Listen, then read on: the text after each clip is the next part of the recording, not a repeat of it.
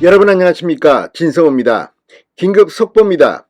국민의힘 중앙윤리위원회가 방금 전 입장문을 냈습니다. 지금 언론의 보도들이 지나치게 억척 이렇게 예상 보도를 하고 있다고 자제해 줄 것을 당부한 그런 입장문입니다. 자, 지금 28일 날 윤리위원회 개최가 예정되어 있습니다. 그리고 그 전에 한 번 더 윤리위원회를 열어서 이준석 전 대표의 추가 징계를 결정할지도 모릅니다. 이처럼 이 위기가 고조되자 이준석 전 대표 측 그리고 이준석 전 대표를 옹호하는 일부 국민의힘 정치인들이 계속해서 국민의힘과 윤석열 대통령의 측근들을 공격하고 또 그 반대에서 반응하고, 아무튼 이준석 하나 때문에 아무튼 지금 국민의힘 모습이 국민들 앞에 어떻게 보일지 궁금합니다. 이런 가운데 이 국민의힘 윤리위원회가 입장문을 내면서 이준석 전 대표의 문제점을 또 조목조목 지적했습니다. 특히 경찰, 수사기관, 또 윤핵관, 남부지법, 전국위원회, 상임전국위원회 모든 이야기들을 다 쏟아냈습니다.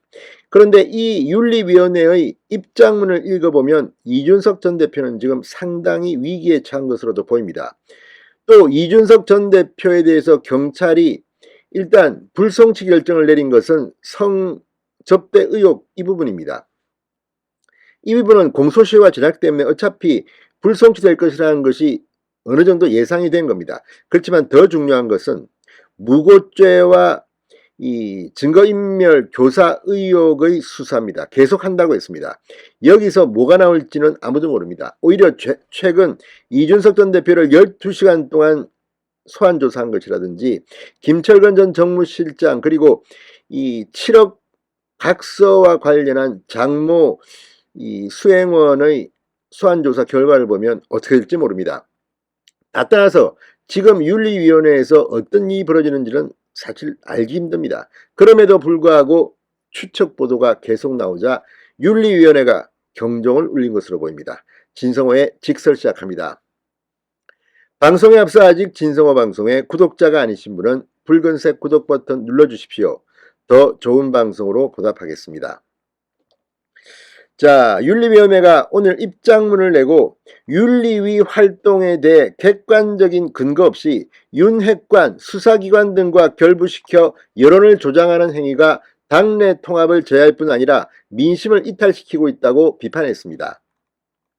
그러면서 이 이준석 전 국민의힘 대표에 대한 징계 절차를 개시한 이유에 대해 일방적 억측과 여론 호도를 자제해 줄 것을 촉구했습니다.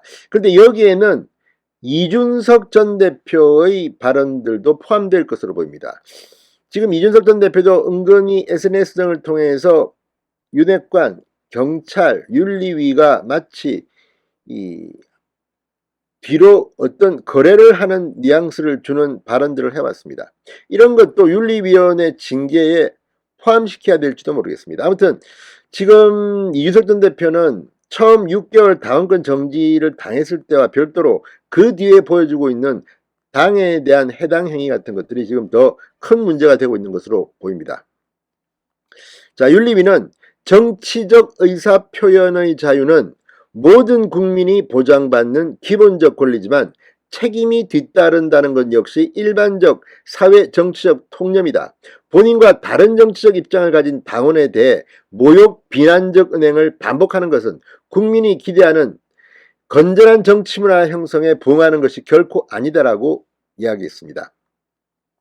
이준석을 향해 윤리위는 법원이 국민의힘 당헌당규에 따른 상임전국위원회와 전국위원회 소집과 의결에 절차상 하자가 없다고 명백히 밝혔는데도 전국위 개최를 금지하는 가처분을 추가 제시해 법원의 적법타당성 판결을 무시하는 것으로 볼 수 있다고 지적했습니다.